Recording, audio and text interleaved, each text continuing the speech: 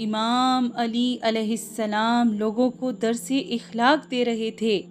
دیکھا ایک شخص کو پرانے کپڑے پہنے ہوئے تھے اور وہ پرانے کپڑوں کو دیکھ کے اس کو چھپا رہا تھا۔ بس امام علی علیہ السلام نے جیسے ہی دیکھا، آپ تمام لوگوں سے مخاطب ہو کے فرمانے لگے، اے لوگو، میں نے اللہ کے رسول سے سنا کہ 3 چیزوں کو لے کر کبھی نہ شرمانا۔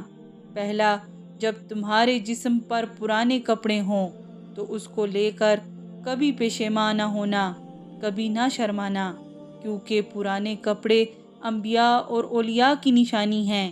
پرانے کپڑے انسان میں تکبر کو ختم کرتے ہیں اور انسان کی روح کو طاقتور بناتے ہیں۔ دوسرا، غریب دوست پہ کبھی شرم محسوس نہ کرنا، کیونکہ میں نے اللہ کے رسول سے سنا کہ اکثر وفادار دوست غریب ہوتے ہیں۔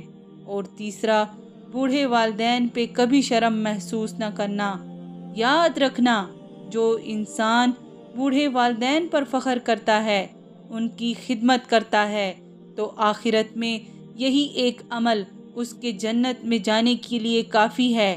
جو انسان اپنے بوڑھے والدین کی خدمت کرتا ہے، اللہ اسی کی اولاد کو فرمانبردار بناتا ہے، اور یوں وہ دنیا میں بھی نیک اولاد پاتا ہے اور آخرت میں بھی فخر سے جنت میں جاتا ہے۔